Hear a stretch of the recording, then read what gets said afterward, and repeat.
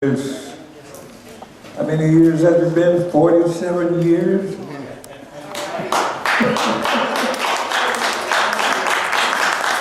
Unreal. Can't believe I'm still here. So it's very very good to see everyone, especially old friends. Some date back those 47 years. I won't point you out and bring up age and anything like that.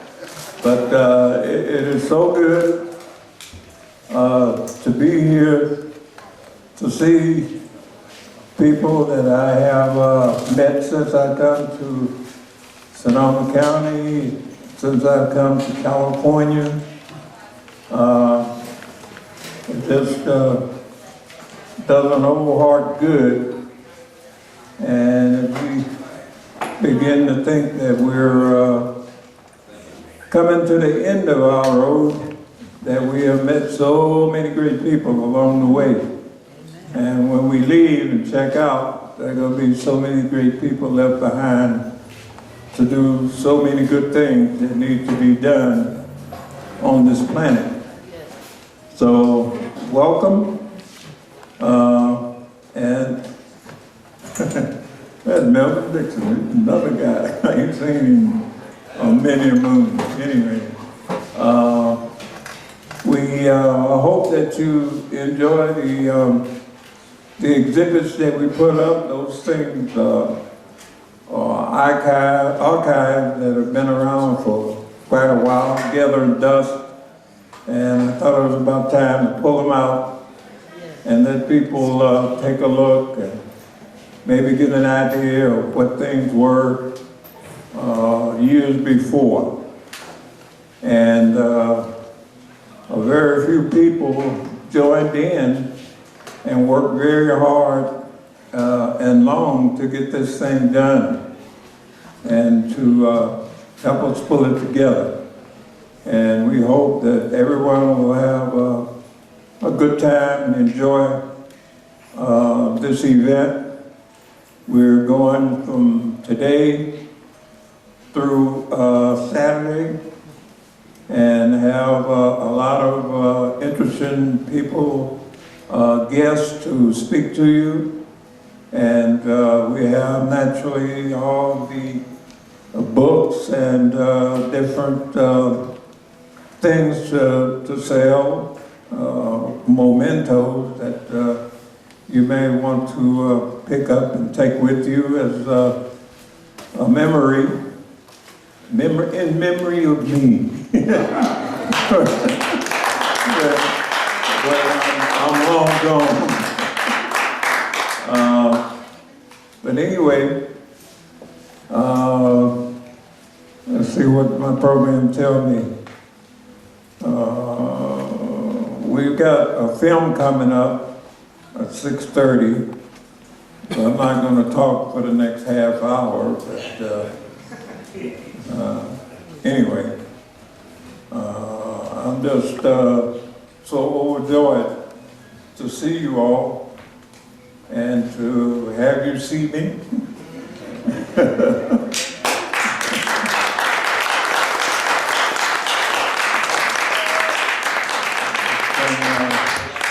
Been quite a ride to arrive at this day, this time, and this hour. And I'm truly grateful to the community for that. Because if it wasn't for community, we wouldn't be able to accomplish hardly anything. To say nothing of trying to combat those people who think they run things. And, you know, we just need to put our best foot forward, our best thinking together, and try to remember that young group of guys that came together and just was convinced that they could do something about the conditions that existed and with very few resources, very little money, they went into the community and got the community involved in situations and created programs for the survival of mankind. It was the survival of the community and what we call Black Panther survival program, but it was to set an example of how this world can survive despite the Republicans and the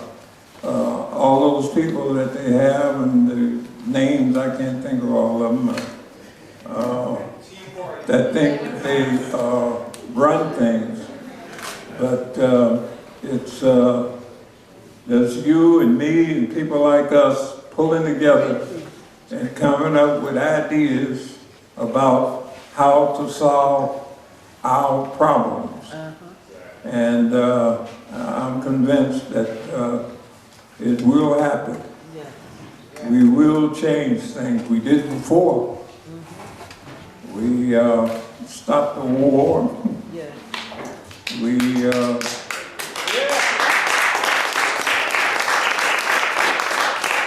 did many things together, and we can continue to do things. And so I love each and every one of you,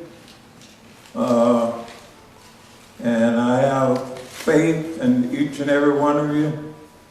And while I'm still on the planet, I'm here to support each and every one of you in whatever way I can with this old crippled body.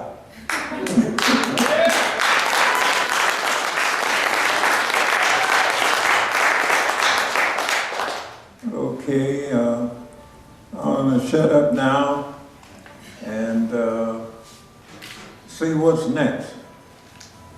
Ready to roll film? Ready to roll film. Okay, we'll be a little bit ahead of the time. 6:30 we're showing, scheduled 6:30 to show Merritt College, Home of the Panthers. So I think that this will be an educational film for people who don't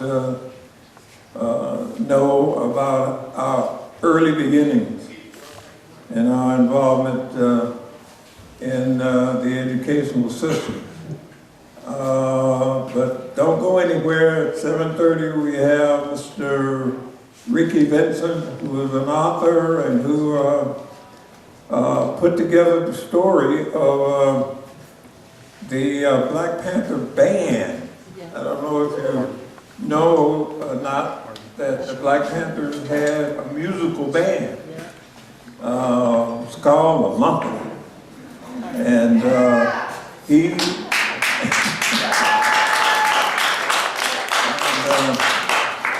Ricky Vincent documented, put that history down in a book. He has books out there that you can purchase. It's about how Black Power transformed soul music. And he'll be up to talk with you shortly.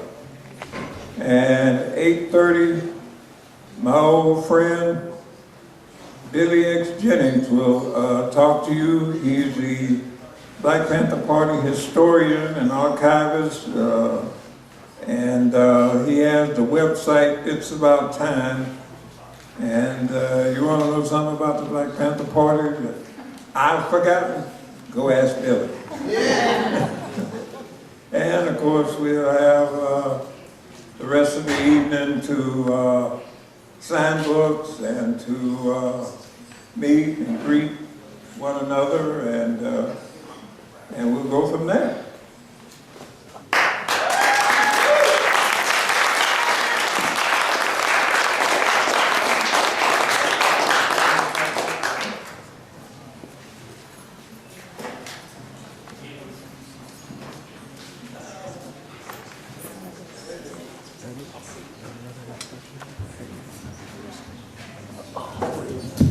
How you doing, folks? My name is Bruce, and I am the help here at the Arlene Francis, and I want to welcome you all. I want to thank Big Man Howard and Carol for bringing this positive and beautiful thing to Sonoma County and to California, to the United States, and to the world.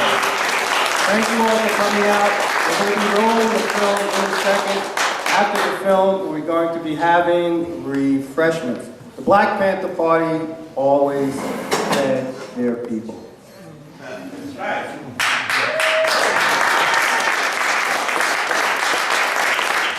I was a youngin' when the Black Panthers were around, but I remember back east. So enjoy the film and refreshments after the film in the foyer over on the patio. Thanks.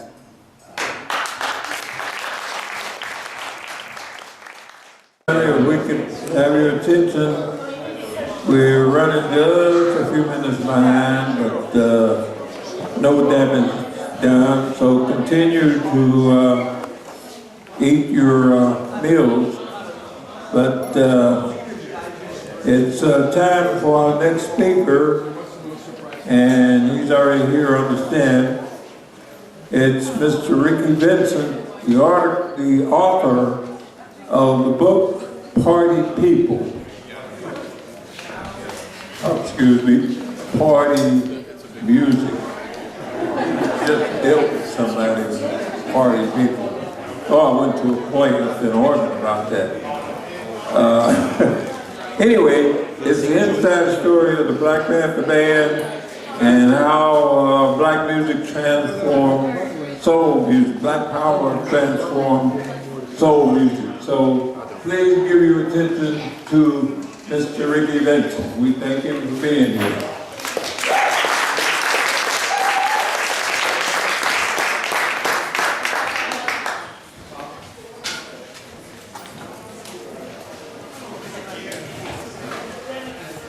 Hello? Y'all can hear me? Thank you, Big Man, for that introduction. Thank you for letting me be a part of this wonderful, wonderful celebration of the 47th recognition of the Black Panther Party. And thank you. And that everything that the Black Panther Party has done to change the world. And I grew up, to give you a little background, they call us Panther Cubs now. My mother, Toni Vincent, was in the party, and she worked with Huey and Bobby and Eldridge and others in the intellectual cadre. They were into a lot of the theory, and a lot of where Huey came up with his development of Marxist theories and how to apply them to the party's strategy and tactics.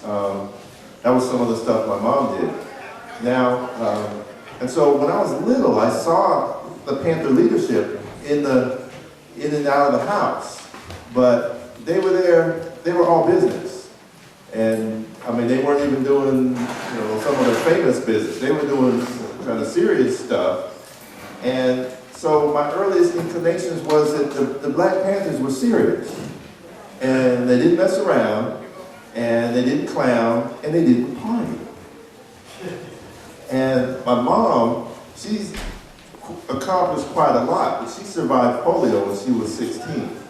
And so she has always, kind of walked very gingerly, although she was able to regain her mobility and walk.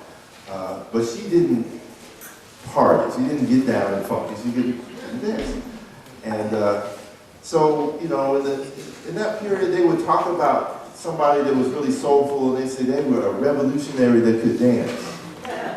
And I was, yeah, we were going to, and that always struck me because sort of the mythos of the black militant was that they was so serious that not only were they, so serious that they would take on the power structure, but they were so serious that somehow the pop culture had moved them somehow out of the community. Like somehow they were on the extreme, and they weren't relatable to the rest of us.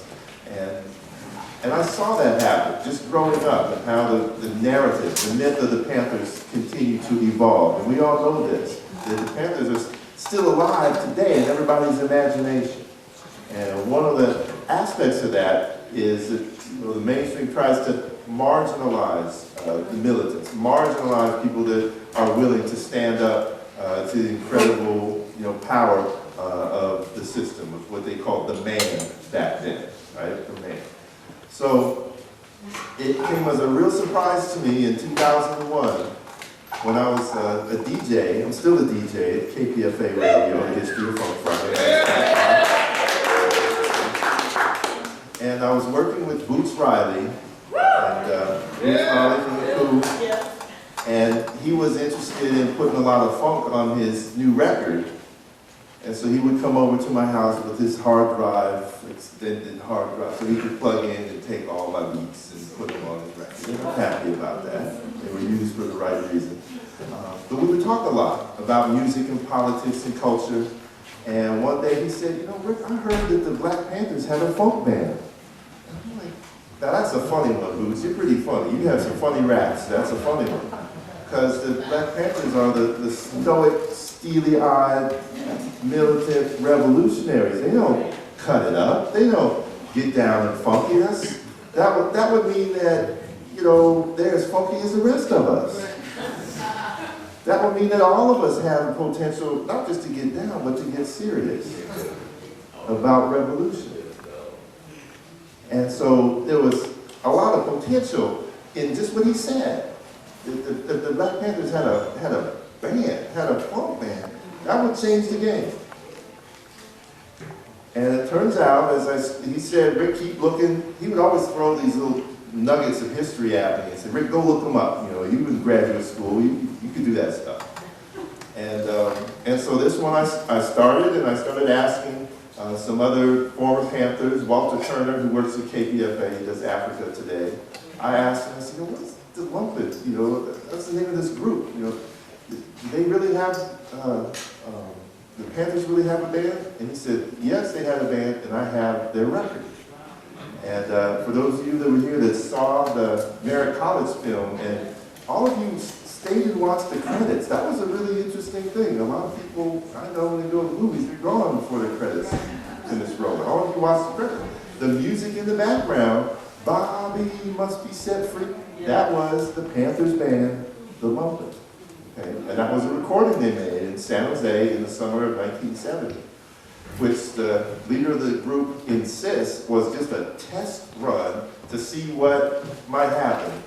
And it was so exciting to the Panther leadership at the time, they just said, don't worry, you're done. And they pressed it and made a single, and it went out, and it was advertised in the back of the Panther paper and sold at Panther events as a deliberate effort to recruit. Because the whole thing was, this group came about in the spring of 1970 through the work of these three highly trusted rank and file party members who had met in San Jose in late 1968 during the upheavals. If anybody wants to go back to the fall of 1968, that was where the Third World Liberation Front and all the student strikes were happening, okay, in San Francisco State. San Jose State, there were some young radicals that were organizing there and establishing the San Jose Black Panther Party chapter. And these young men were Michael Torrance from Berkeley High School, Clark Bailey from Oakland, Castlemont High School, and William Calhoun, who was from San Jose.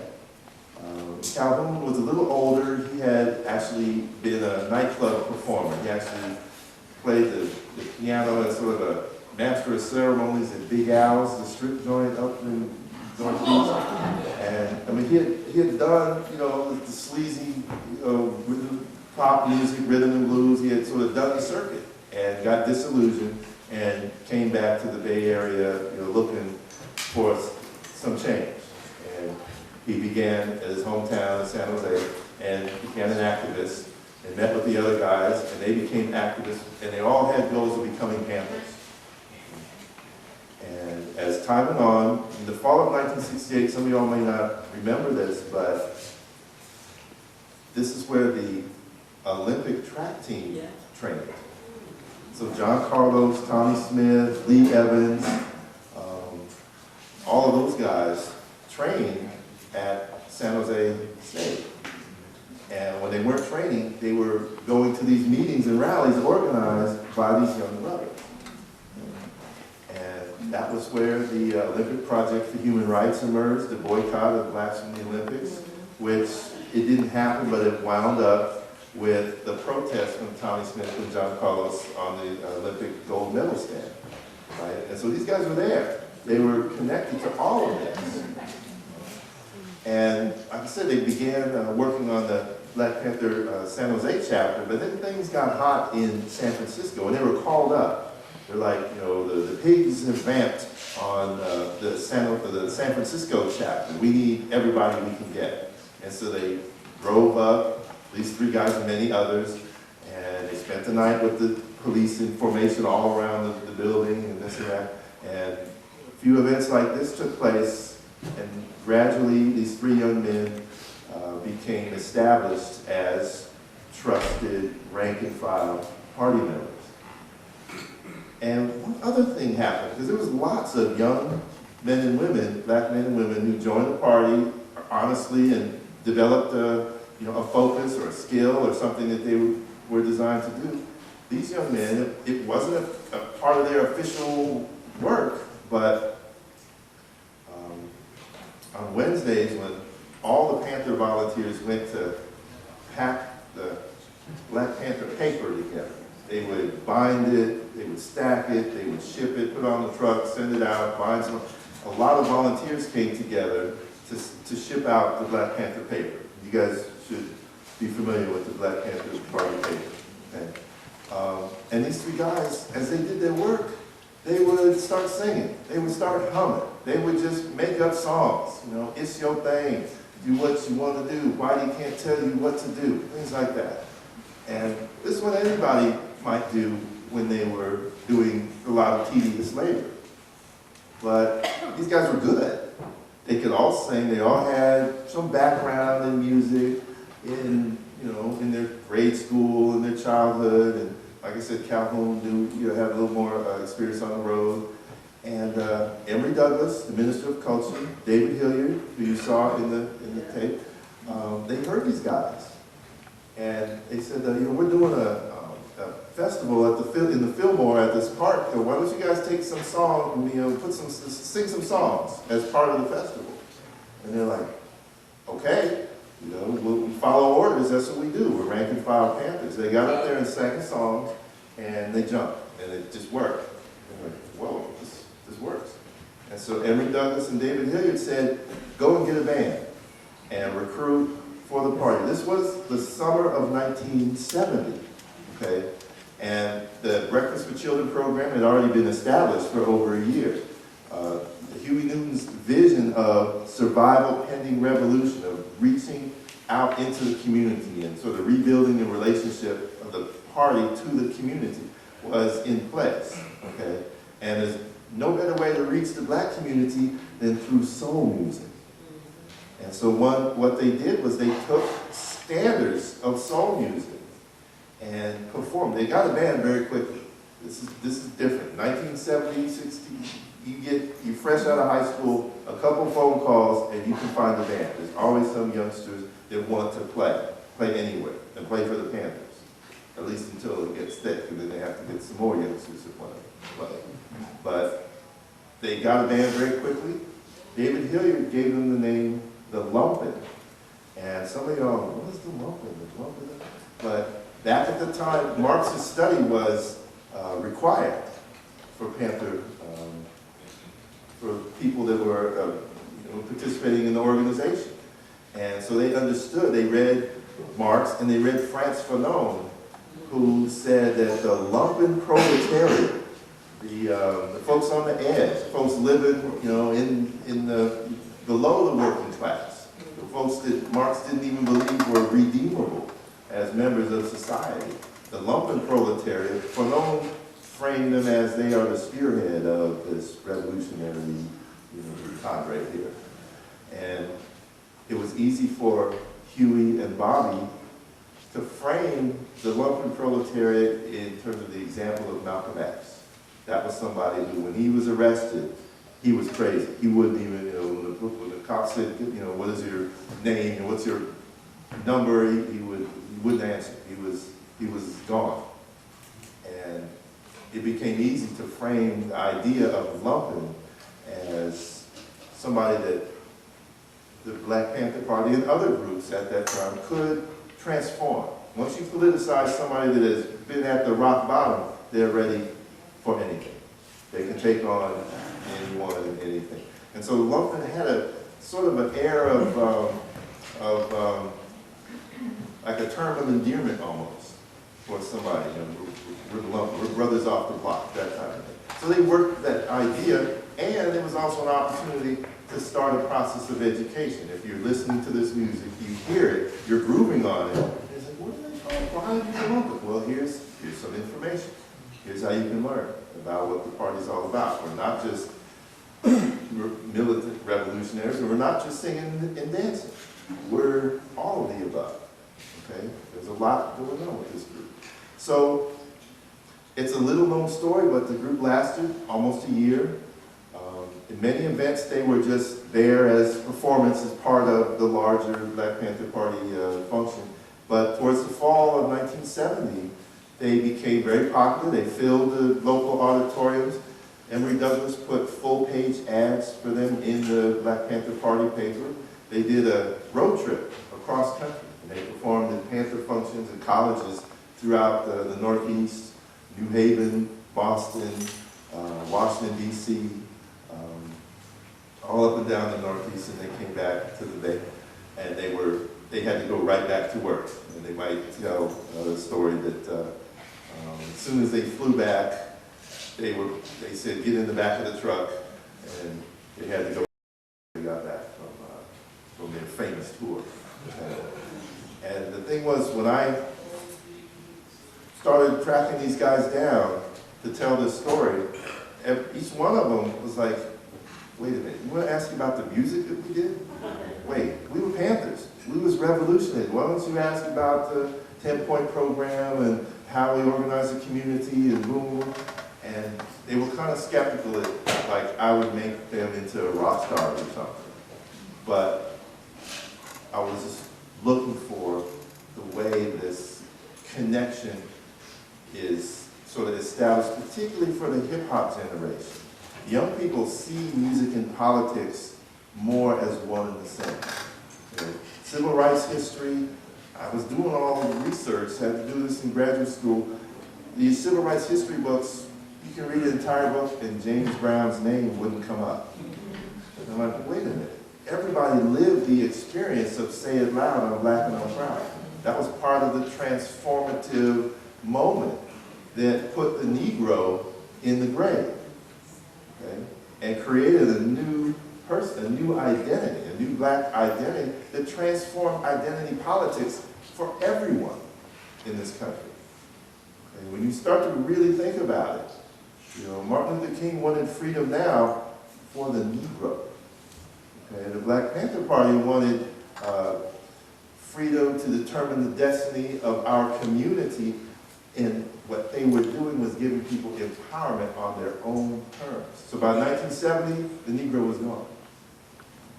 Part of that was Stokely Carmichael and Black Power. Part of it was Eldridge, part of it was all these other aspects of the movement, and one of the important parts of that was James Brown and other soul music entertainers connecting to that movement, okay, and articulating it for people. And people took that. They took Aretha Franklin's song, Respect, right? That was just a song that Otis Redding had written about coming home, getting some respect for the money that he made. And Aretha flipped it, and it made more sense as a woman's song, but then it made even more sense as a song for the movement. And the movement claimed that song. So this is speaking to us right now, because we demand respect. Right? So the movement and the music, they happen at the same time. Okay? So there's a story that connects what the Black Panthers band and Lumpen do and soul music and Black Power. Okay, so what I want to do is feature, we're going to play some music? Yeah.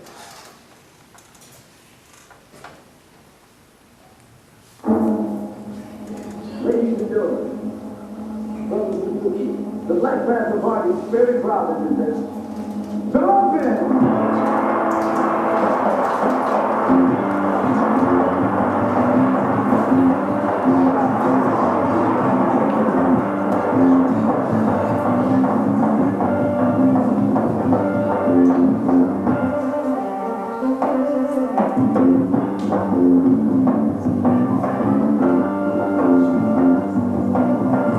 If anyone is familiar with this music, this is a James Brown standard.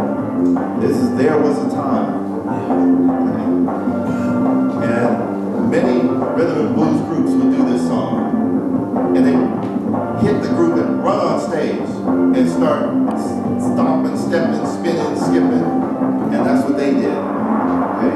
They used every standard of soul music there was.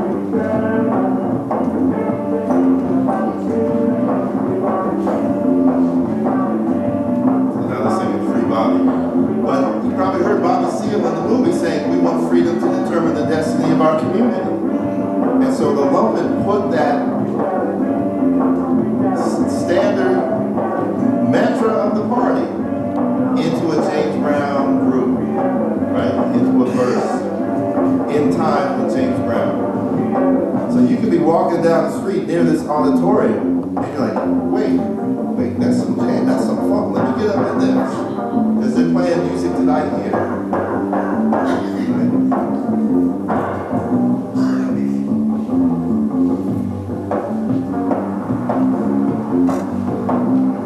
And so, like I said, they do steps and skits, and they do things that let people see how they're challenging the power structure through dance.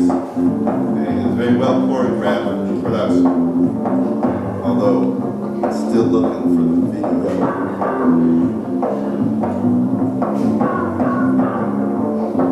Still a lot of information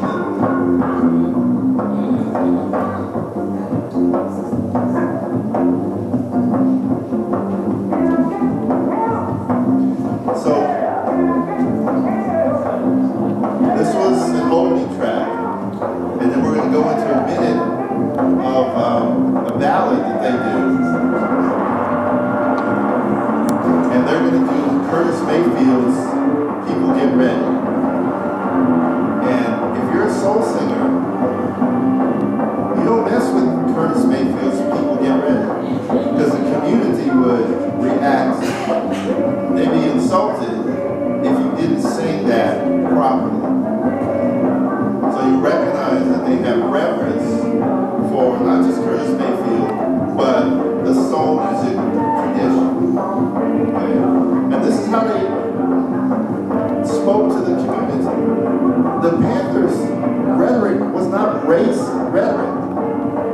They didn't say we want freedom, we want to free black people. Of course they did. But if you listen to the rhetoric, it was kind of, I don't want to say post-racial. But they loved to reach their community through soul music. That's how you knew they were speaking to black folks, because they were using soul music.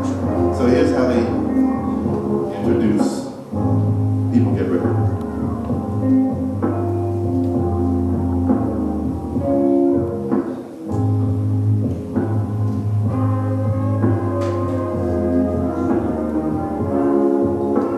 Horn section.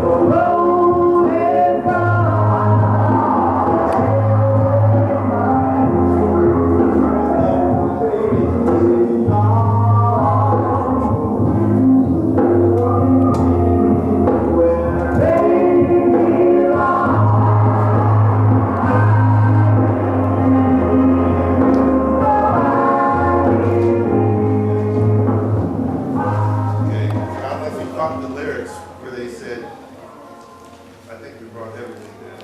I can just talk. Classes around here. Okay, all right, so we're good. So did you catch they said people get ready, revolution's coming? You don't need a ticket, you need a loading. So, that's where they were at that time. And so you see how the message of the Black Panther Party and the method of reaching the people through soul music happened at once, happened together. And the myth is the militants are at one side of the movement and the musicians are at the other. And the lumping connect both.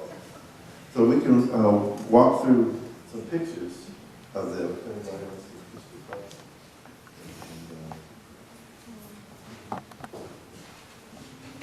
Sort of check them out. This is them in Oakland, Bobby Hutton Park, performing. For the view and then slideshow.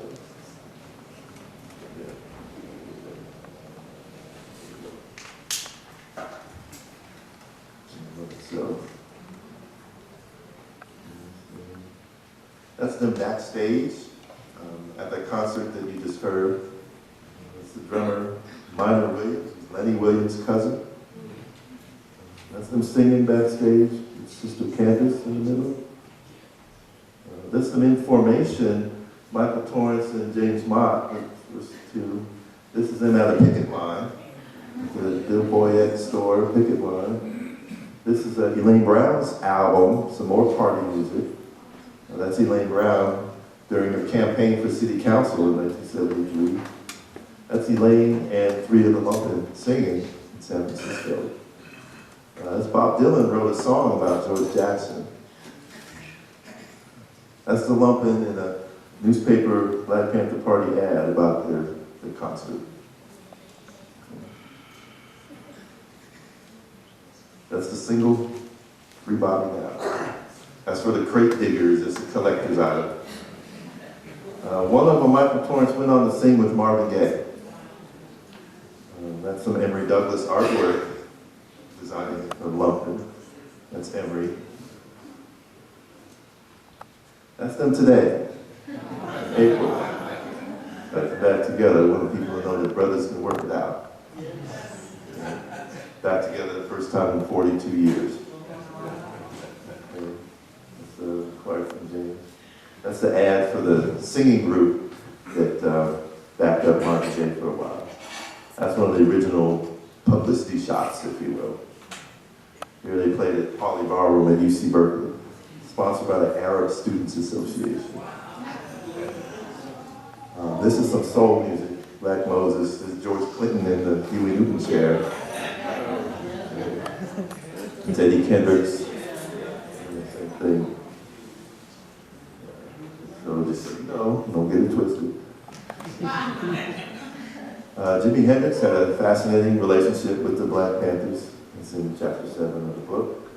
That's Jimmy and Buddy Miles and Billy Cox, his homeboys. Curtis Mayfield. And the Impressions, the Isaac Brothers. This is sort of the segment showing the influence of Black Power on soul music. Godfather. James Brown. James Brown and Bootsy Collins. They actually went to Africa and visited Fela in 1970. James Brown and Donald Warden, Afro-American Association. Some people know that. Brown stamps. Capitalized. More of Lumpin'. I kind of forgot what else. That's Aretha winning a Grammy with her afro looking proud.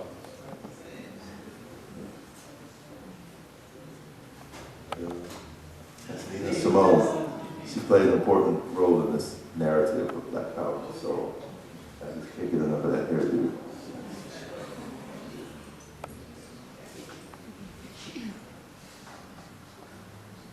Shaka time was in the party in high school, 1968. She knew Fred Hampton. She's in Chicago. That's her in the lower right. That was her singing group, Shades of Black. That's the Staple Singers. And that's the Lumpin' Band with the big band they're playing at the Merritt College. Multiracial band, you know. That's some of their step-in as their skit for retaliating to the police brutality.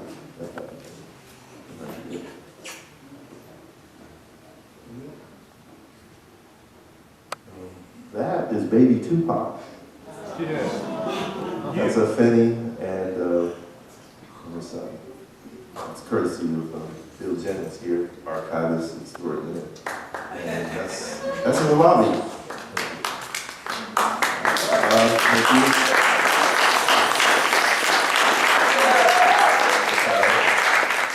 Well, since we have this reunion happening, we have two original members of the Lumpin' group in the house with us. And I would like you to get to because they have a lot of great things to say. So I would like to introduce James Mott and Clark Bailey, original Lumpin' members.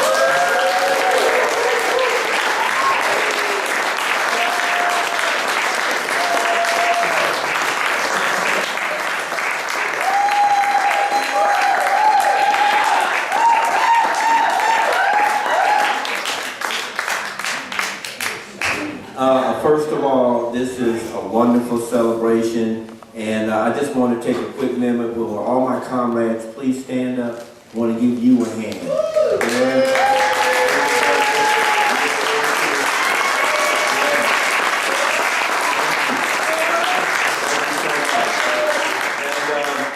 just want to start off by saying that we never expected this. When the book was done, I looked at it, picked it up, and couldn't read it, and I got Bill Calhoun and Clark said the same thing.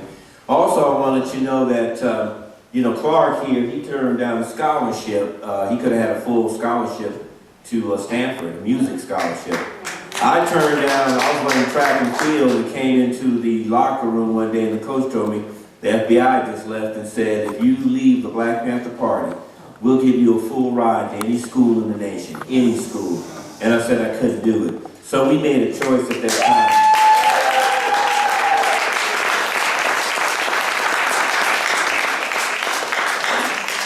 We made a choice at that time because, like Rick said, we were Panthers. And it was about the survival programs and the work that we did. It wasn't about glamour or becoming stars or anything like that. We never knew it would go where it went. But the influence of music is still alive today, and we've been doing, this is an opportunity, I've been blessed with to have a second book talk here with my comrade here, Clark Bailey, had one with Bill. He'll be having one in LA with Michael, and one day hopefully we can all get together. So the music, I've been getting a lot of calls from artists, hip-hop artists, wanting to examine that and take it a step further. So those are some of the things that we looked at that point in time. Working, pulling security, loading our own trucks, singing the songs. And I also want to thank Emory. He and I were talking about, we also went to Minnesota. And one thing about Minnesota, we had David Levinson, we had another white group member. I remember some of the students there said, well, we weren't going to put them up, because the white one said, if they can't stay, we're not staying either. So I think you sent a message to let them know that we were all one.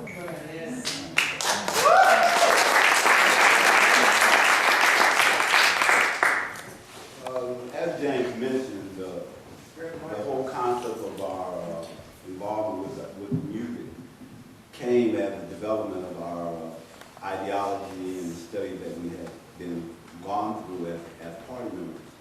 And very important to understand, as James said, that we saw this as another program of the Black Panther Party, a way of disseminating information to masses across the country.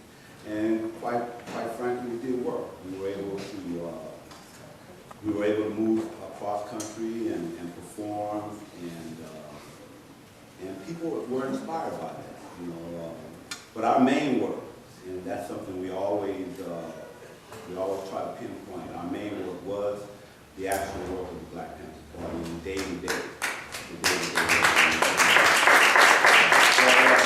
You were able to find time when we could to practice and perform, and because we all had music background, it wasn't very hard to put together the band and everything. But we did do those 2 performances. We wish we could find the master tape. That way we could probably do some work on it with all the new technology they have now. But it's been very difficult to locate. Of course, you know, we're all dinosaurs at this point. But this is a great forum, and I thought that Ricky did a very good job of putting together our stories. Individually, their stories doesn't really have much, but together it's a rather compelling book that discusses the organization itself, the history of the party, and the ideology behind disseminating information that we wanted to give out to people. And I think if you get it and read it, I think it will be information, I believe, pretty soon a lot of places will want this book. So I want to thank Ricky for his diligence over the last 12 years. When he first brought it to our attention, it was like, well, we'll see. And he was on it. He never wavered. And now we have a finished product that we can all say is a product. And also, I want to mention about the UP Newton Lounge is alive and well at Marion College. There has been an unbelievable resurgence of interest in the work that we've done. And as elders of the community, like Bill Jennings said, it is our responsibility to pass on this information and knowledge to those who will listen. But we do know that our people are visual, that all people are visual, and they listen, they look, and they hear. And what they hear, it soon embodies them. So if some of the music today sounds like people are having seizures, and if you listen to them, there are no lyrics, they're going into outer space, that's where they want people's minds to be. But during that point in time, if you had a song that said, I don't want nobody to give me nothing, I'll open up the door, get it myself, or, for God's sake, give more power to the people. Marvin Gaye's music was influenced by the work, so we were just outdone and honored. And one thing you remember, it was 1973 during the Bobby Seale campaign, we had an opportunity to mingle with groups like the Stylistics, the Dells, the Persuasions. They would all come out here and perform, and we had an opportunity they had heard about the work that we did. So we were just honored the fact that the message was taken and is still alive today. And it was Emory Douglas, we thank him to this day because he fought for the idea as Minister of Culture to make this happen. Everybody in the party wasn't for it. There were some people who said we were going to buy Cadillacs, right? We're going to buy Cadillacs and big houses, and they wouldn't see us, and we were going to pimp the revolution. But through Emory's effort, and Emory, even when he travels the world over, when Bill Jennings, our historian, has traveled the world, they still play the lumping music. They ask about us. There are collector's items for the 45. Ricky just got from the Netherlands?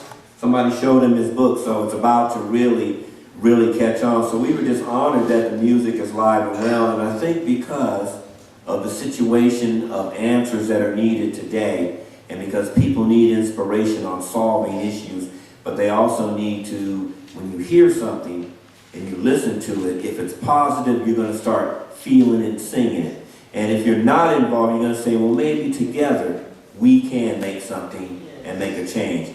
And everything that we did is evidence-based.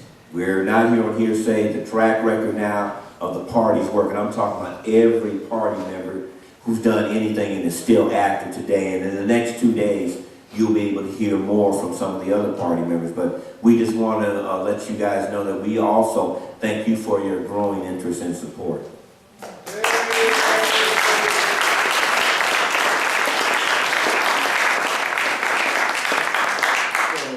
More so than anything, we enjoy taking your questions. So if you have any questions for us concerning what we have done in the past, we appreciate it. At any time that you all get an opportunity to go to Baltimore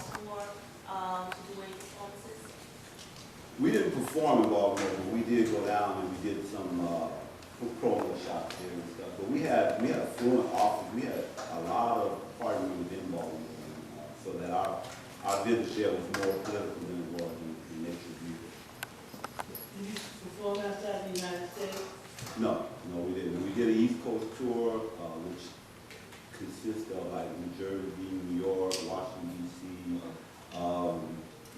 New Haven, Connecticut. We did Minnesota, those places like that. Because it was short bit of time, so we didn't go outside. Was there interest in getting you like promoted to, go to LA, make a big album, we'll get you rich, all that? Was there any kind of interest to do that, whether it was sincere or just to get you away from the party? Well, like we had said earlier, that opportunity for, I think, each one of us, we had already made our choice. I gave up a scholarship to Stanford College. I could have gone on and got a full ride. I was a classic pianist. But I had already made my choice. My choice was clear. And it wasn't the fame and fortune, it was the message and the ideas that we put together. Never before, as a young man, when I joined this organization, I had never seen anything like this. And to this point, I've never seen anything since of the commitment, the overall commitment. We have people right now that we've known each other for 40 years. And we get back together and we know where our heads are. We have a like mind. So the decision in terms of what we were going to do, that was a done deal. We had, just to piggyback off it, we had several musicians, he mentioned them, like Ivan went on to play with the Whispers for 30 years. Minor Williams was, last year, was introduced into the California Rock and Roll Hall of Fame. So we had a lot of artists, and even today, Mac Ray, even the artists still today are saying, if you ever decide to do anything, we'll work with you. But the choice was clear for us. We were dedicated to do the work of the party, and I was talking to one of my comrades, Brother Elmer Dixon, earlier. I said, if we had known we were going to be here, might have started a Panther retirement fund. we didn't think that we would, it was a given fact. It wasn't something that, we're just, like they do now, I'm not going to live beyond 21. You have to realize that all of us, we were earmarked not to be here by COINTELPRO, FBI, CIA, and SAA, every agency. It was a concerted effort. But, we're here, and we're here, as Ricky says at the end of chapter 1, we never exploited it. We never talked about the party or any members in the party in that sense, but we are lucky to be here to tell the story today.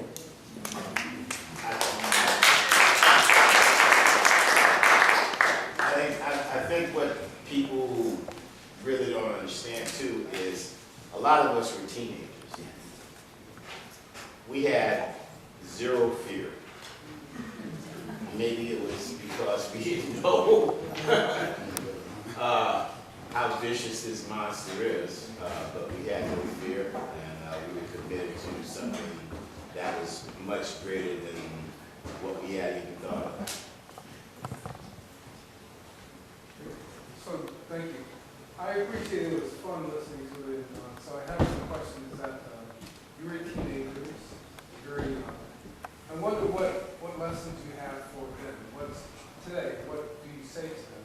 And the second is, to what extent do you think you can still provide a relevant voice for the lessons you learned back in the days? We at the last book signing, we discussed that with a young lady who was a professor at UC Davis Berkeley in African American history. And what we talked about was, first, is to get away from the notion that our kids can't do any better. Okay, that's a big problem. Or they're wearing their pants too short. They must be no good. They're this, or they're that, or they're this, or that. First and foremost, they can learn. When I joined the Black Panther Party, I had never read one book in my life. Okay, and I was 17, 18 years old. So that means I went through the whole system and never read a book. So I could have been one of those people, one of those kids that are, saying, what good is it? But the Black Panther Party, as an organization, based on our ideology, saw the good. You see what I'm saying? And they brought that out in me. And I believe that is what needed to get it. We have to see the good first. If we can't see the good, we're not going to be able to bring it out.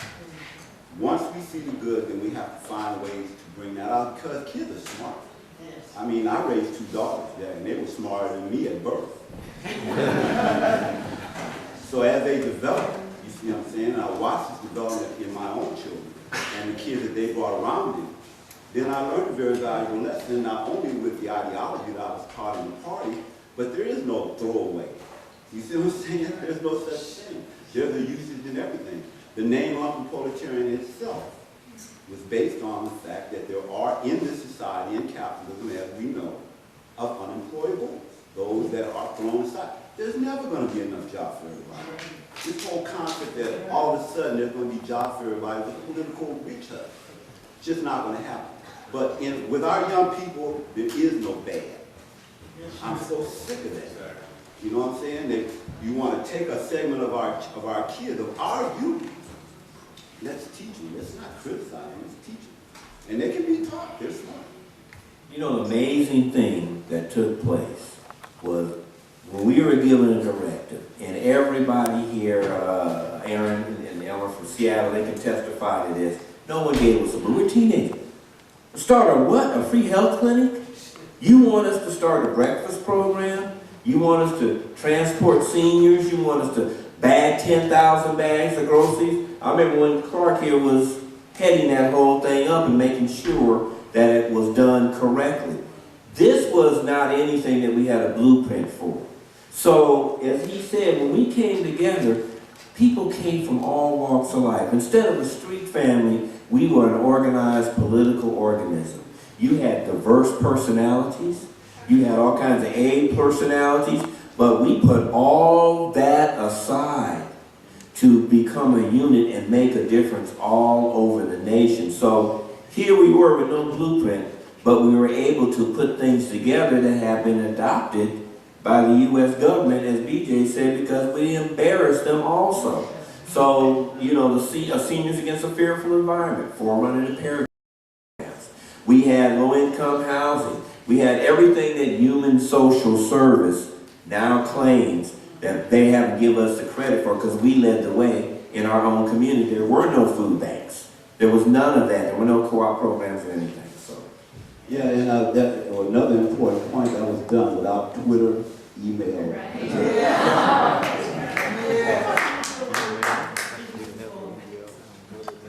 New York, where out in New York? We did, what was that,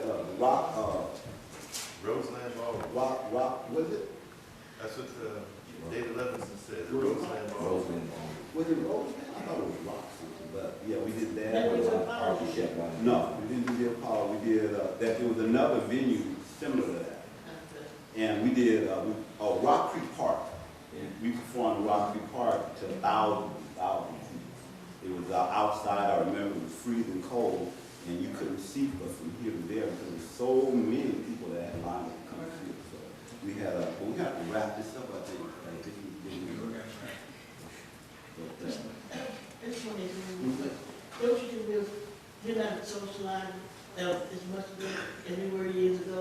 With a lot of technology, it's good, but in ways we don't socialize among ourselves and among our families like we, and our community like we used to do. But I tell you, we had email, text, and Twitter. We might have a president on the a Black Panther Party president. Because I mean, you know, we did so much, and this is cross country. Right. You know, we had offices all over the country, and it was a phone call to make decisions. It was a phone call to try to move different programs together, and then we had so many ideas that we had to mesh. It was an amazing thing for 17 and 18-year-old kids to do. But I just think that when Martin Luther King is over there, a million people with no internet, no Twitter, no Facebook, no nothing. He did that this many years ago. The man who could do it today. Okay, kind of need to wrap up.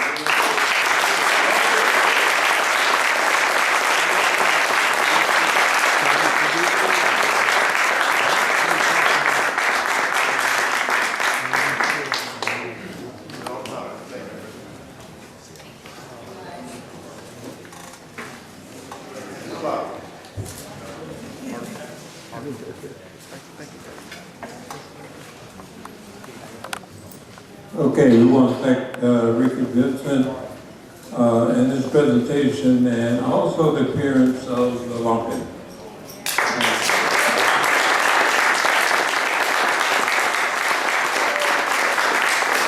This is an example, just briefly, the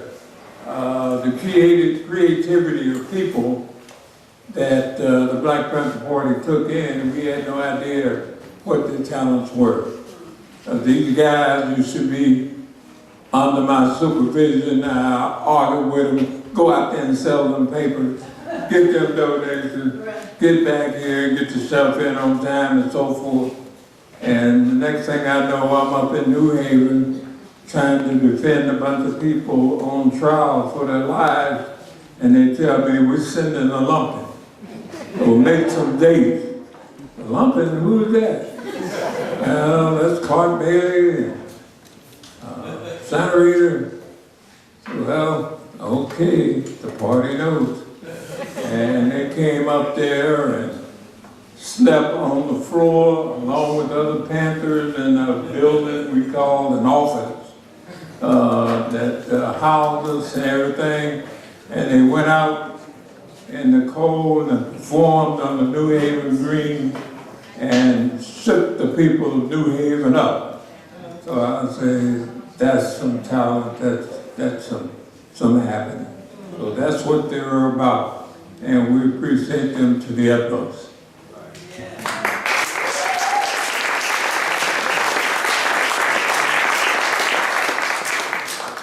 Okay, next up, we're gonna have an old-time friend of mine who was a young Panther back in the days, and when I left the party, he wouldn't let me leave. He contacted me wherever I was in the country and tell me that I should be talking about my experiences and stuff like that.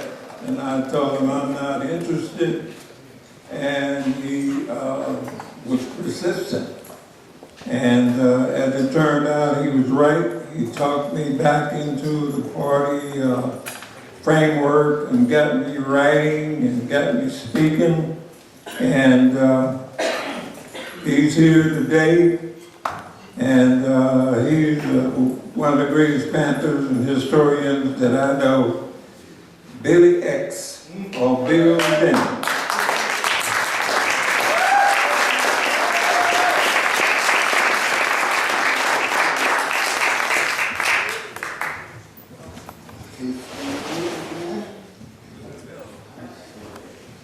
Greetings, everyone. I'm trying to get adjusted.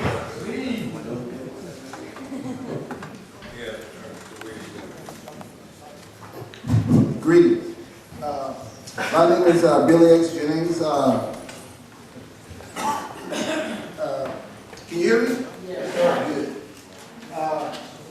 First of all, I want to tell Big Man, No. this is a fantastic. We can't hear you.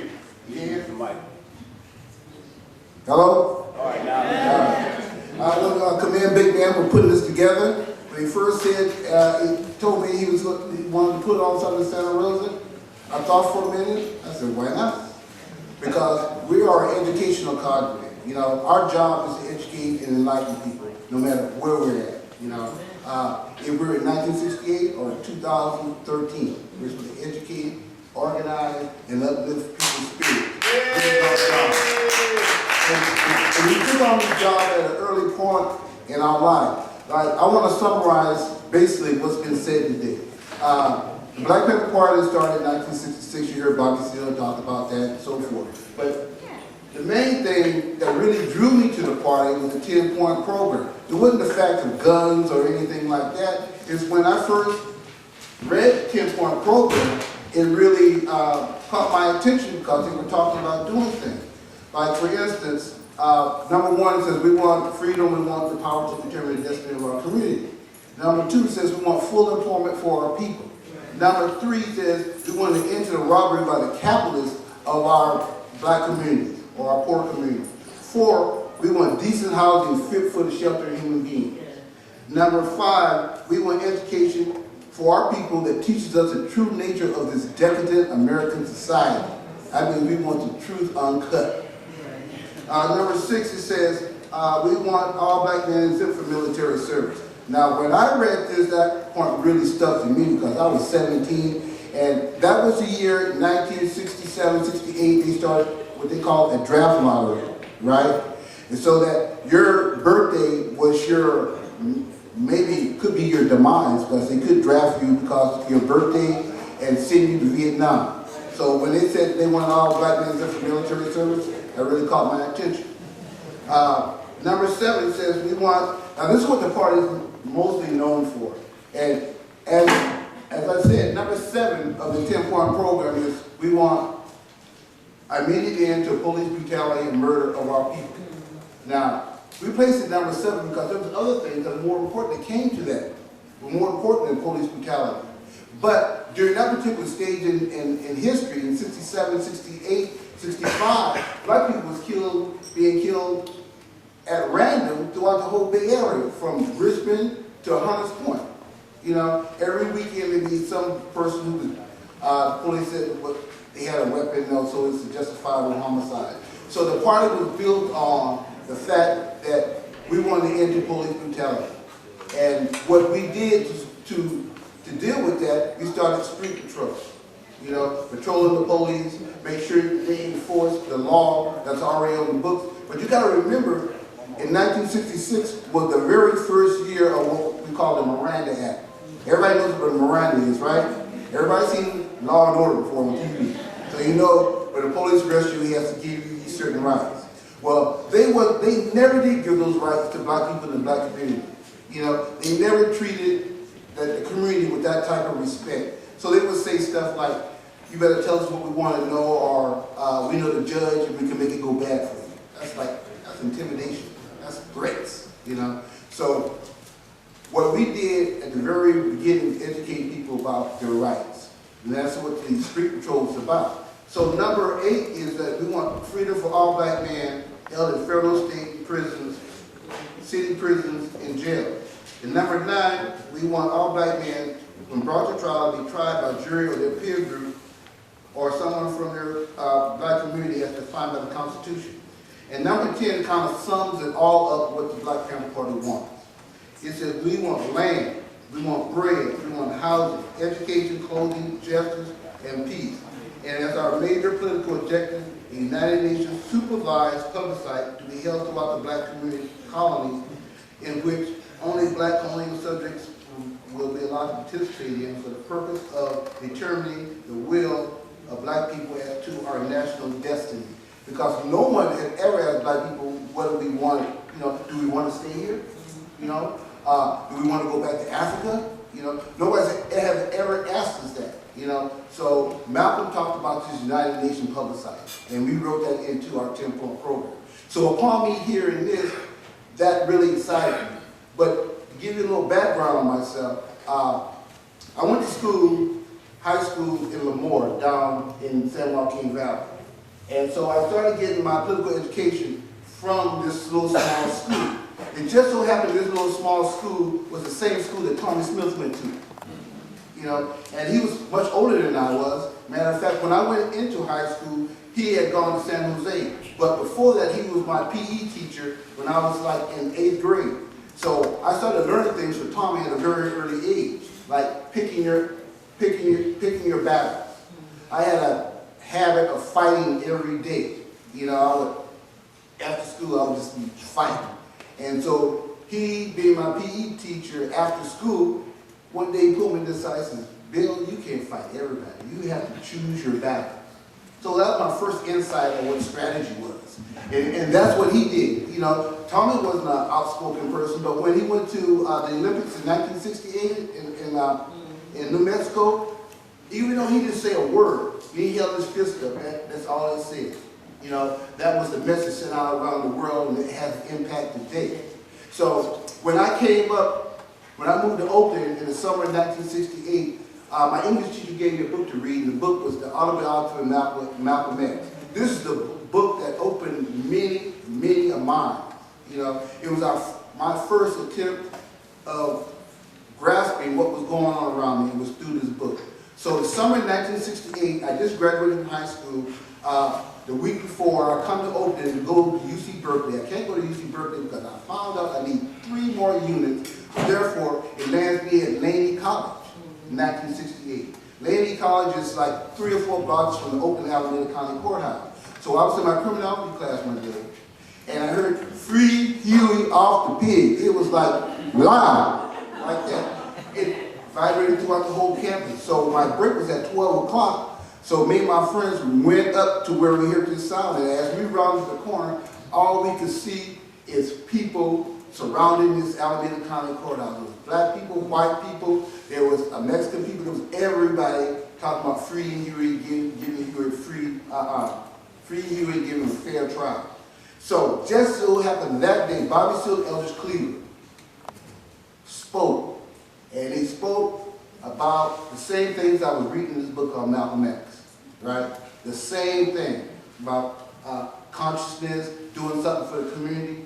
And so I became a Panther in training, which is a very important thing. You just couldn't join the Black Panther Party, just walk off the street and see you're a Panther. You had to go to a training program.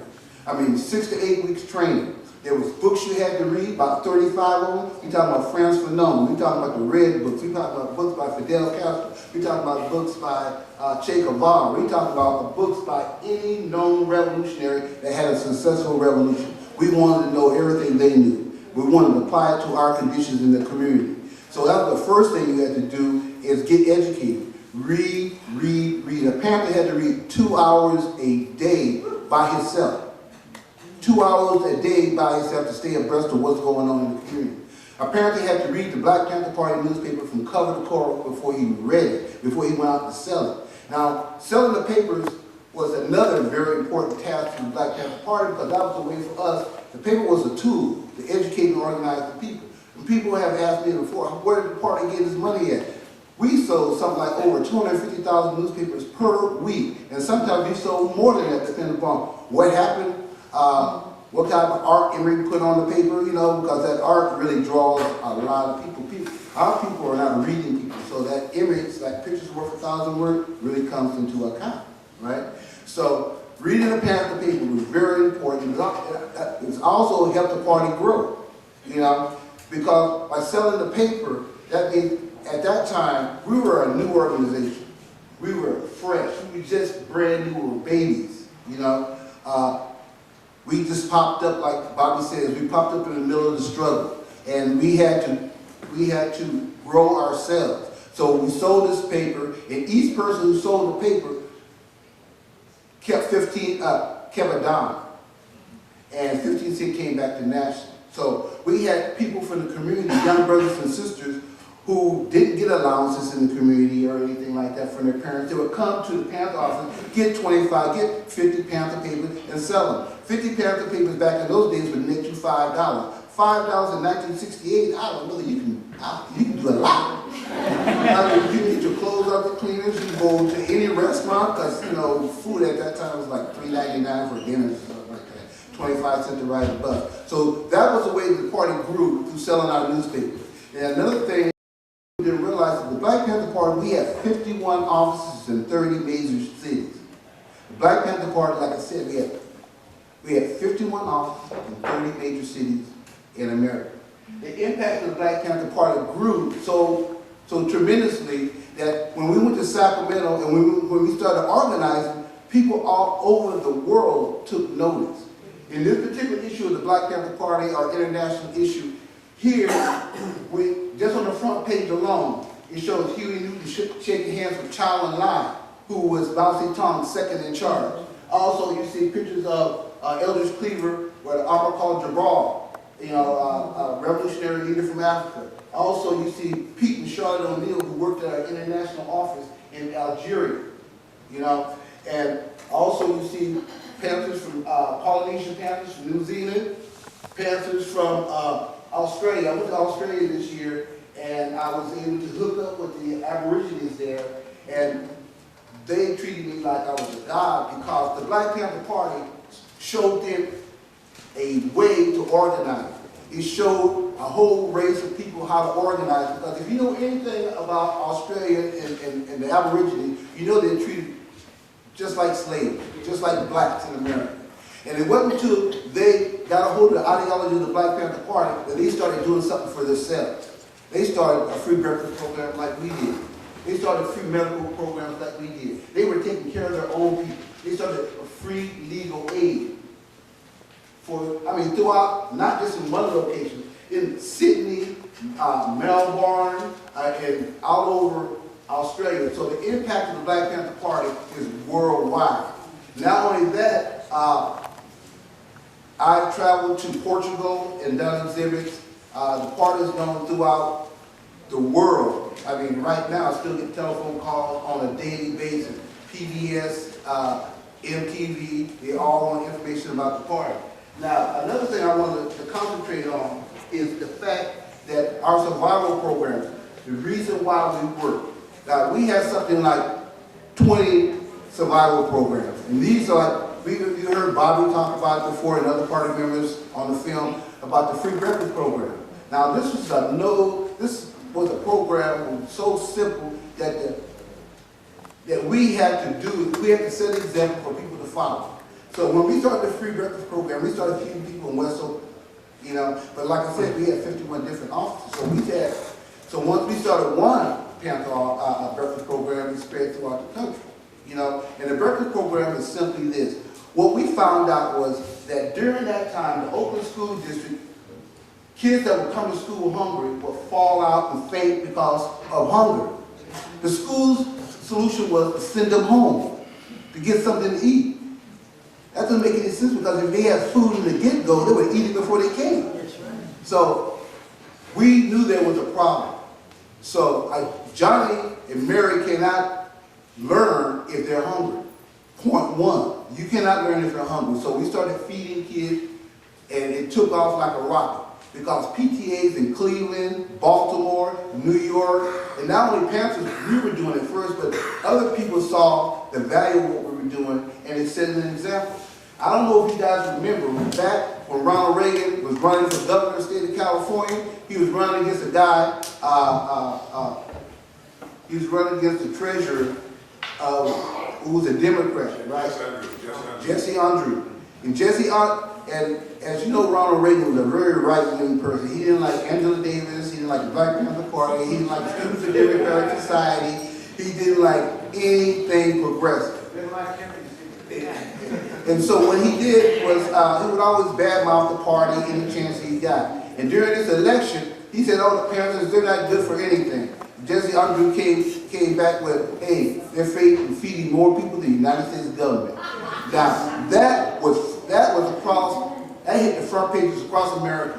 Politicians said Panthers feed more than the government. It was true. The American government at that time was sending rockets to the moon. Remember that? I don't know if y'all remember that, but some of us remember that. They were practicing moonism, and we were feeding kids here on the ground. And so we embarrassed the government, just like all of our other programs. The breakfast program is now a staple in every city in America.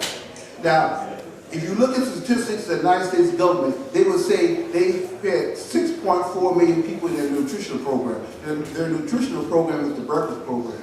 So they're averaging from 4.5 to 6.2 million kids per year on this program. Can you imagine how many kids in America has been fed since 1970, since we started? But I bet you right now, 0% of people know that the Black Panther Party started this program. And that the kids, the breakfast that their kids are receiving are directly responsible from an organization that said was a radical, no good organization. But also our social programs, we had 13 free medical clinics across America in every major city. Now, we have 2 clinics that are still open after all this time. We have one in Seattle and we have one in Portland, still serving the people and serving as our legacy. Thousands of people have been served through this. Now, I won't even bring up the fact that Black Panther Party tested over 1 million people for the sickle cell anemia trait before the government even recognized it.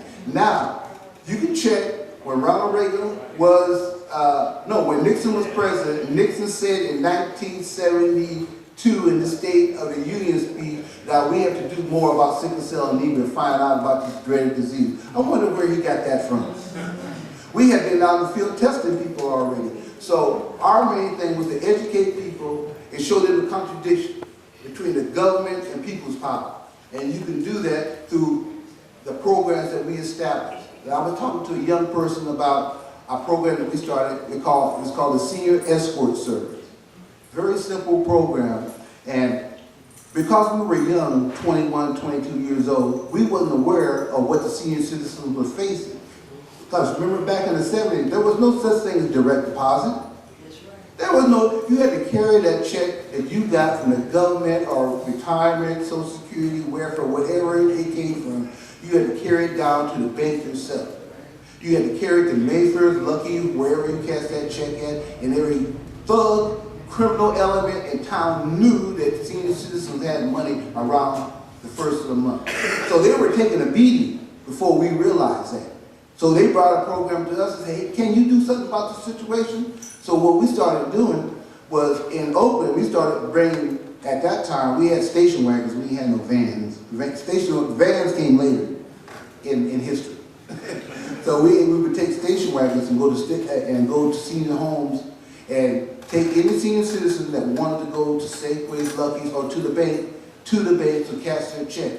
You know, so we had programs like that in place and going already. We had a busing program that took people from the community to San Quentin, to Vacaville, to Folsom, to Soledad, free every weekend. Why? To keep the family together.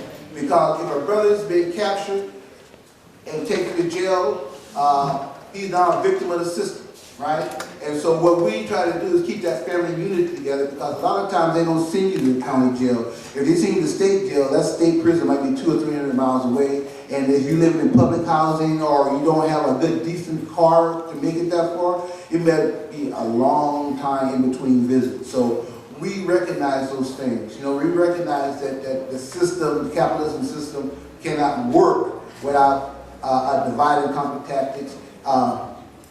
Tactics that exploit people, you know, exploit the labor, and as well as in prison, because the prison is nothing but in prison industrial complex today. You know, there's more people in prison than really need to be already, and we're considering locking up more people. You know, so the Black Panther Party, to me, it was a very, very big thing, and it's a part of my life. So even though time has passed, like Big Man said, I would write every month or every couple of weeks, or if I'm in town for a speaking engagement, I would go over his house and, you know, so I eventually moved out to California. But the thing that we are doing now, you know, to bring the full circle, the thing we're doing now is we're trying to educate people about our legacy. People know about COINTELPRO. They know about how the government tried to destroy the Black Panther Party in various, many type ways. I'll give you one example. Clark Bailey and James Mott, Michael Torrance, although they were members of the Lumpin, they were all my best friends. We all worked together at Central Headquarters. Now, when Huey Newton got out of jail in 1970, the Central Committee, the governing body of the Black Panther Party, said, well, you guys are going to be his aide. When Huey goes to court, you go to court. You know, if something happened to Huey, but it happened to you first.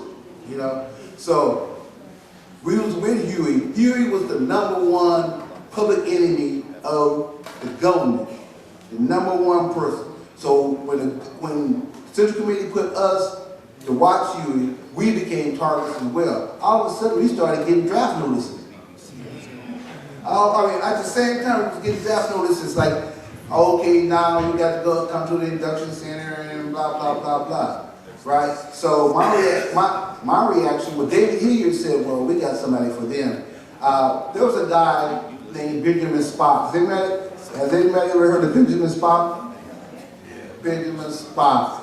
He wrote his famous book. He was a doctor. He wrote the famous doctor book, and he was my draft counselor. Right? So, he hooked me up with Charles Gary, and in the year 1970, there happened to be a historical big event that happened in America. Some radicals in Pittsburgh, Pennsylvania, broke into this post office, and in this post office, they had an FBI station there. And they discovered, that was when COINTELPRO was discovered, and the radicals built them out throughout the country to lawyers, newspapers, and so forth. So during this time, I was being taken to court for draft evasion.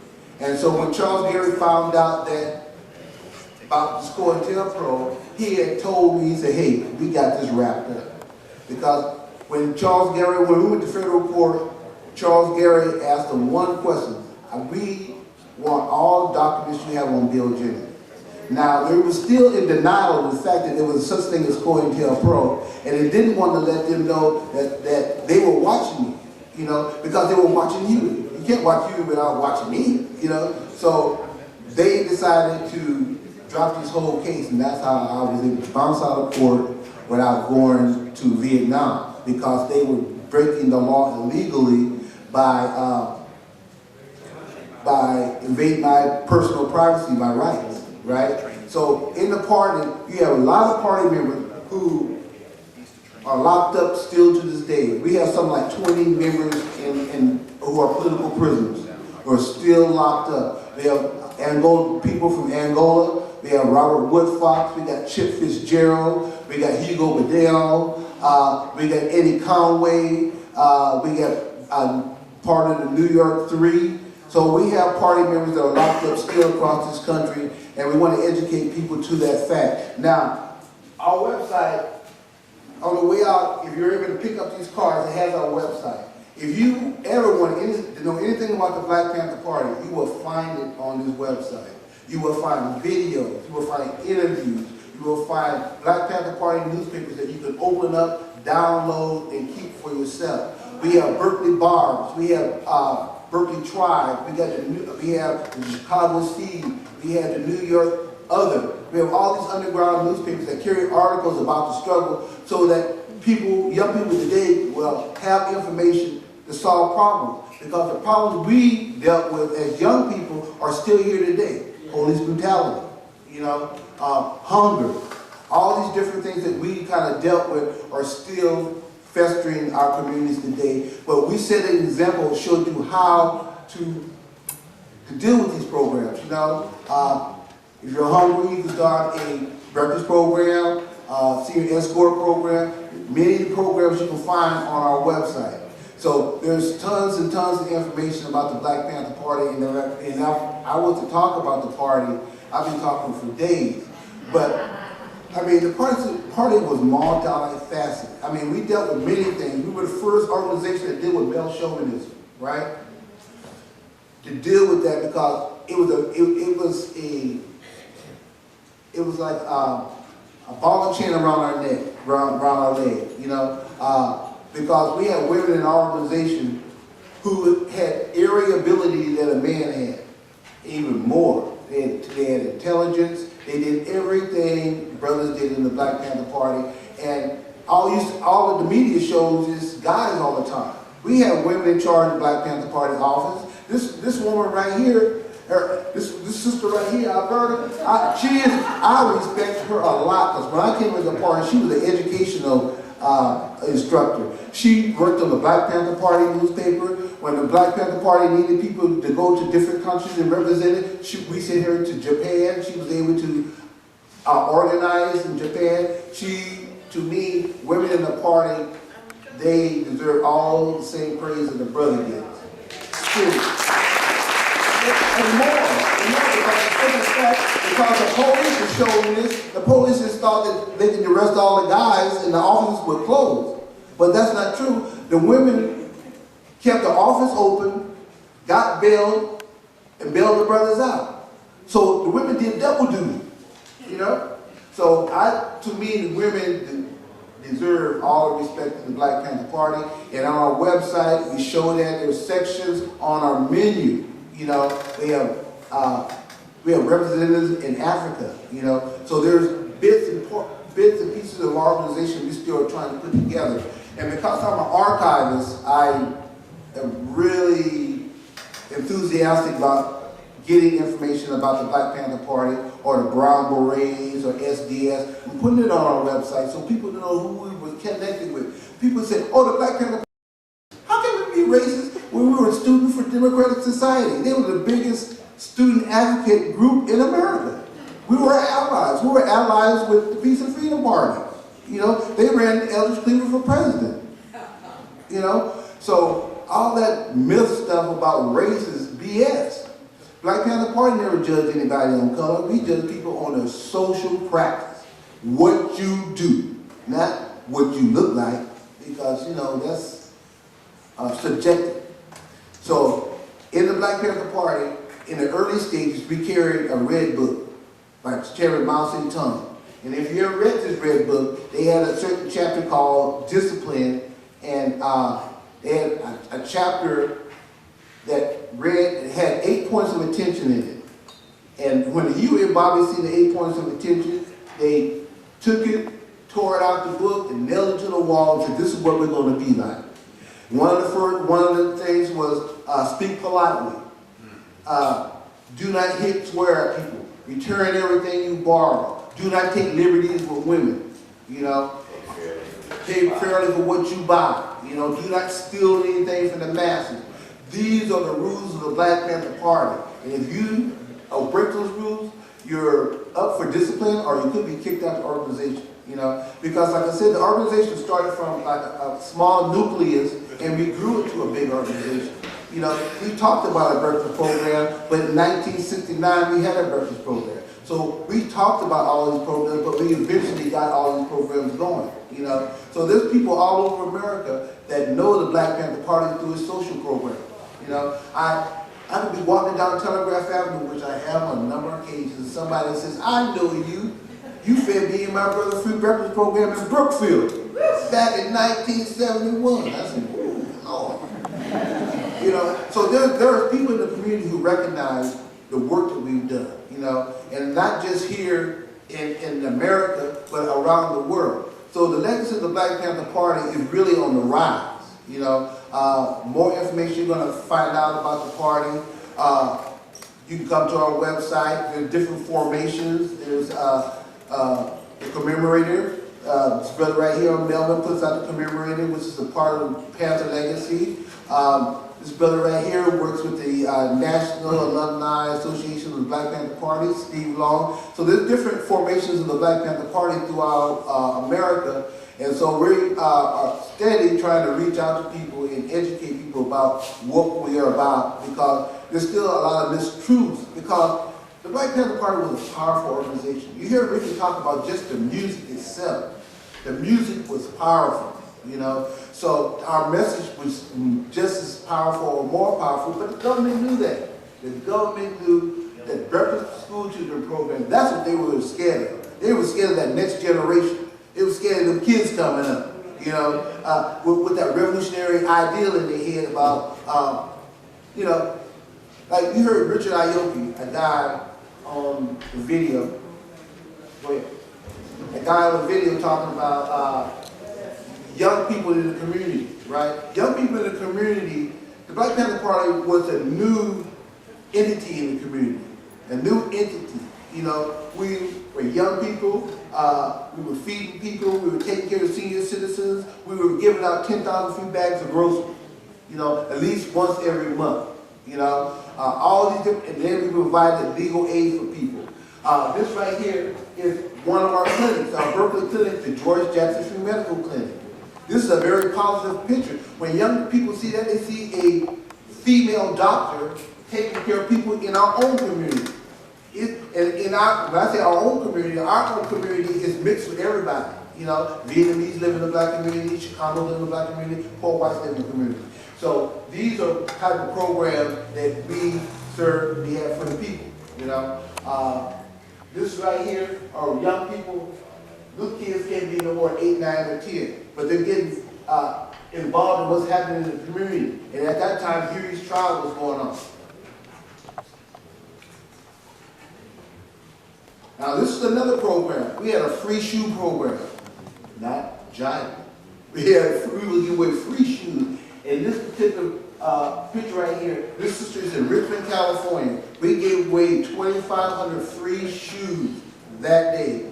No, when the Black Panther Party rolls, we roll with the free thing. We don't charge people anything, you know. So This is just one of the many shoe programs we had.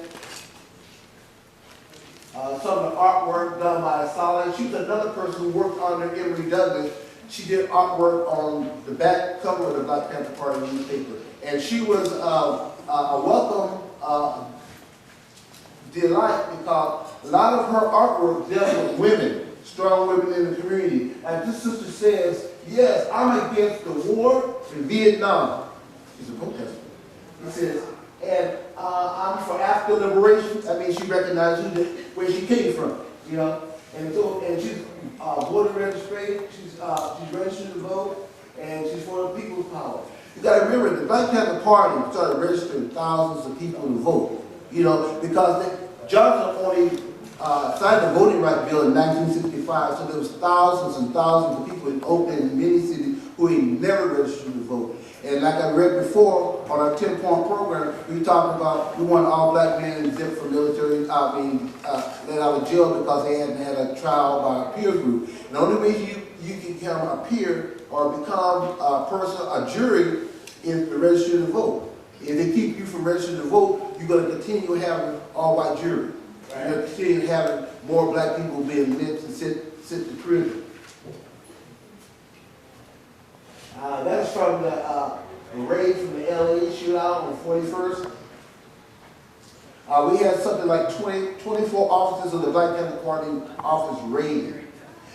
Quote unquote, they're looking for a big supply of guns.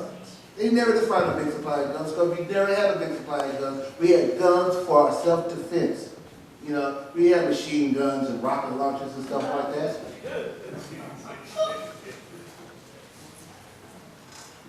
This is the LA chapter. And this is from the shootout in LA. Party members that was arrested that day, they were later freed because the jury found that what the police did was, actually, they were looking for somebody that had misdemeanor warrants. Misdemeanor warrants, traffic warrants. And they raided our office and created these all. And this was a 5-hour shootout, you know, because we believe in self-defense. We ain't let nobody roll over us now. We're not going to go downtown and shoot up no office or anything like that, but if you come down to where we had after crazy, we're going to deal with you. Voter registration. We put great effort in registering people to vote. The biggest single change in Oakland that ever happened when Bobby Seale ran for mayor of Oakland. When Bobby Seale ran for mayor of Oakland, that changed Oakland. Because Bobby Seale got into a runoff with John Redding, the mayor of Oakland. Nobody even thought Bobby Seale would be in the final. But we got into the final, and we took it all the way to the hill. Oakland was afraid. They were afraid that Bobby Seale was going to win this election. Because we had registered all these thousands of new voters. Because we had given away 10,000 free bags of groceries. You know? And so, once that Bobby, even though Bobby didn't win the election, it made the groundwork for people to come after him. The next black person to run for mayor of Oakland was Lionel Wilson. He won with the support of the Black Panther Party. The next person, black person to run for the city, the Alameda County supervisor was John Jordan. He won with the help of the Black Panther Party. So now you have black people and third world people from the Chicago community now integrate into a system that was all white before. Now we're trying, like we said, we want power to determine the destiny of our own community. So that was a way how you did that. You know, you took possession of your city. You know, party members in New York. This is some other images work, and it shows the Black Panther Party was international from the outset.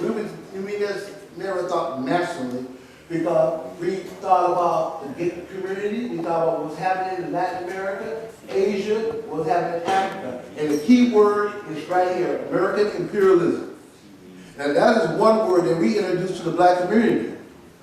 Imperialism. Oh, people say, oh, that's what another country trying to take over another country for their natural resources.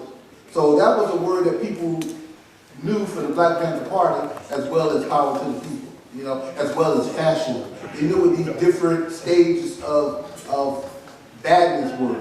Because imperialism, fascism, capitalism is all bad for the people. This is a cover. Now Bobby Seale, the co-founder of the Black Panther Party,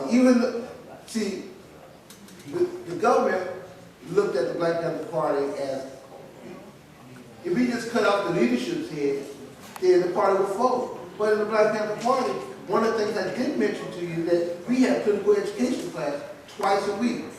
Political education class. So we had a national political education class on Sunday, then we had a PE class wherever you're at. Wherever your office is at, your office had a political education class. So we were learning how to educate and organize. Now, Bobby Seale, at this particular time, they arrested Bobby and took him to Chicago. There was a famous trial back then called the Chicago 8, right? And Bobby was a part of that. He was kidnapped off the streets of Berkeley and taken back there. And from that trial, they tried to send him to New Haven, Connecticut for another trial. You know, so they had Red Elvis Cleaver out the country. Elvis Cleaver, president at that time, was living in Algeria. Huey Newton was in jail. Bobby Seale was in jail. So they thought they could lock up the leadership, but in the Black Panther Party, we are taught to organize. So they can arrest everybody in leadership, but the rank and file members like myself and everybody else knows how to organize. We know what to do, you know. So we might need them for guidance and for its ideology, but in terms of being organizers, we can do that. Fred Hampton, he's another brother who exposed the racist government murder. They murdered this guy in the street because he was a powerful leader in the Black Panther Party. He ran the Illinois chapter of the Black Panther Party that was in Chicago. They had a big membership, and what they were doing, what really frightened the government, is they were organizing the gangs. There was gangs in Chicago like the Blackstone, Peastone Rangers, the biggest and the oldest gang in America.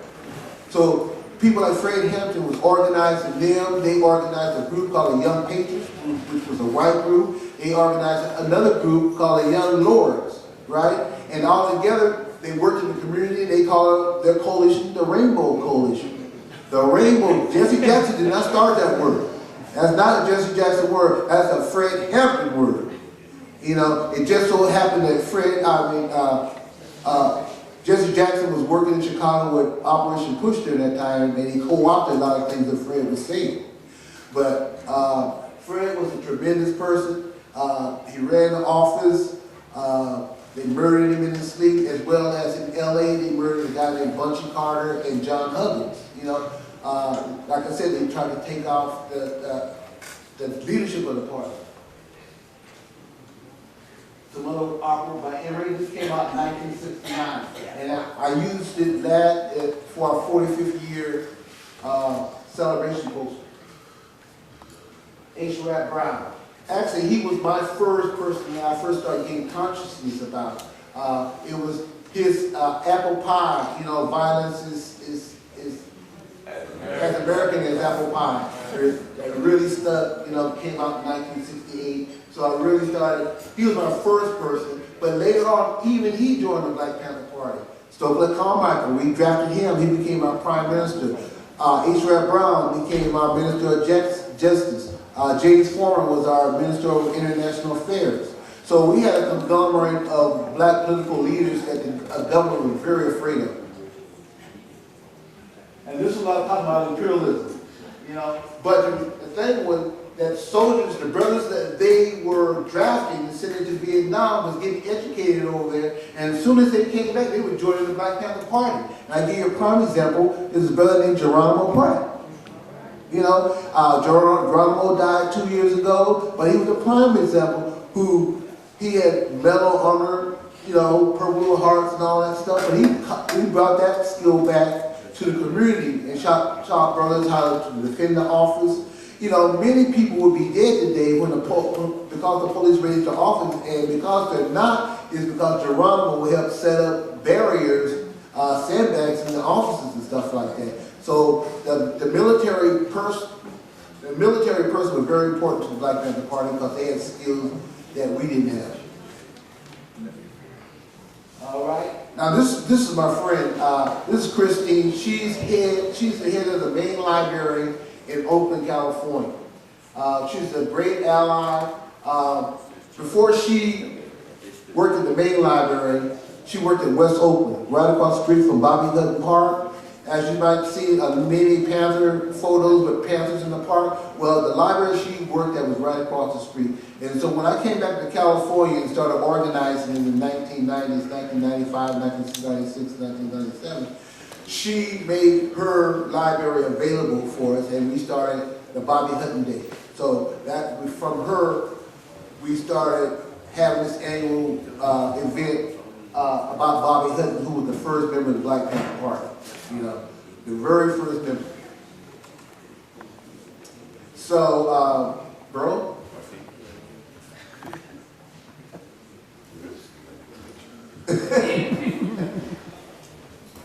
So, I only got a couple more pictures here. As a party member on duty, you know, the thing about it, people talk about the party and guns. The guns were used for self-defense. You know, that was, you gotta remember in the 1960s, black people was, I mean, seriously, black people would go to Vietnam and come back and they'd be hung up in their uniforms. What kind of mess is that? Here, this guy just got through fighting for the country and he's being hung like he's nothing, you know? So Black Panther Party believes in self-defense then and now. I'm a party member, I believe in self-defense, you know? I believe in defending myself, and I'm pretty sure everybody here believes in self-defense because I don't believe anybody's gonna let somebody come up and just beat you up or just disrespect you. These are some of our kids, some of our youth, some of the Panther kids. And the gorgeous, hardworking women of the Black Panther Party. Now this is because I'm an archivist and a historian, I was called to UC Berkeley for Kenneth Green photography. Now, Kenneth Green was a black person that I had heard about. I had heard about him through other photographers. But this guy, Kenneth Green, was the first black photographer for the Oakland Tribune newspaper in 1968. By 1968, Oakland Tribune needed a black photographer because they couldn't send white photographers into the hood because, you know, it just looked right. So, Kenneth Green was already taking photos of the Black Panther Party, like this photo right here. This is a photo here. Now, he was covering a party in '67 before anybody, because he was from the hood too. So there's many photos that Kenneth Green has of the party when the party was a baby. There's a picture of Big Man I found that Kenneth Green took in '67, and Big Man had just got out of the military. And he didn't have a big fro like we all knew him in the 70s to have. He had a really short cut. So I knew that was an old picture of Big Man, you know. And before I leave, I want to talk about Big Man. Now, Big Man has been like a father to me, like a big brother to me, you know. Even when I was in a party, in a party, I used to work for Big Man. Big Man was an administrator, you know. Big Man at Grove Merritt College moved away from his location in the flatlands and moved up in the hills. And they put another college in this place called Grove Street College. Now, the president of the college was a guy named Young Park, who just died last week. So he came to Big Man and told Big Man, I said, I know this is your territory, so what I'm going to do, I want to make you a school administrator. So Big Man had an office, and he was over work study and stuff like that. So Big Man, there was some jobs that needed to be done, and they hired people. So Big Man hired me. He hired me, a guy named Omar, Bubba, and a guy named William Roberts. We were student representatives, you know. So I've been close to him ever since that time. I used to listen to music, and Big Man was always a jazz person. So at this house I used to go over to all the time where my girlfriend lived there, Big Man lived there, and I used to always come over and bring music. And I would bring, you know, at that time, Kool and Gang and, you know, whatever was happening in 1972 and 3. Big Man said, that's music? Nah, listen to this. So they put on a John Coltrane album. I was like, wow. And so he started explaining to me what it meant. So I owe my beginning jazz knowledge to Big Man, my insight to Big Man. Also, for many years, he kind of looked over me and gave me some correct guidance. So to me, Big Man is really a big man, you know. Even to this day, you know, me and him at least talk once a week and so forth. And to recognize Big Man, you know, Big Man was our national spokesperson, our international spokesperson. So if anybody was going to say anything about the Black Panther Party, it was going to be Big Man, you know. He was the first editor of the Black Panther Party newspaper, right? Original member of the Black Panther Party from the get-go, from the word go, he was in it, you know. So Big Man's legacy is longer than mine. Big Man has done a lot of things. You know, in 1970, when George Jackson was killed, there was a riot in Attica prison. And the inmates asked, they wanted Panther representation to come there and negotiate for them. So Big Man and Bobby Seale went. And as to me, Attica prison was a very horrifying massacre. But now, Big Man, if you have any questions, you feel free to. Right now, I'd like to ask all party members to stand up. Just stand up for me. All right. So amongst you, you have party members, right? Right amongst you, and all around us, we have party members. We have Ali. He works our national office. Melvin worked in Oakland as well as Seattle, and Steve worked in New York, Connecticut, Oakland, the Oakland Community Schools, San Francisco, and brother worked in San Francisco. Also, in our audience, we have some outstanding radicals. I like this sister right here to stand up, Judy. She used to work for the Berkeley Bar back in the day. Her husband used to be the editor, Stu Albert. He was one of the unindicted Chicago 8 members. You know, he was one of the guys who thought of running the pig for president, the pigamist. Yeah. So we have a lot of people who put in time in the struggle to educate and organize people. And so this whole weekend is dedicated to the legacy of the party. And like I said, we had something like 28 members of the Black Panther Party killed, you know, and many more have died since that time through natural causes and so forth. But like I said, pick up a card, check out our website. We have plenty of information, more information than we can actually ever talk about. So that's about it for me. Anybody have any questions? What's that website? Website is www.itsabouttime.bpp.com. It's About Time, bpp.com. You can pick up information, interviews, a lot of good videos about women in the party, different people in the party. So there's a lot of information. So I thank you very much, and I'll see you at my table.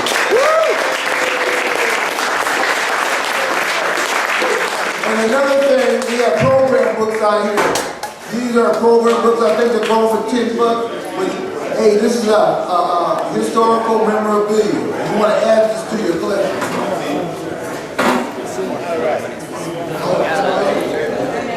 Yeah, we have a member of the Oakland Cemetery as well.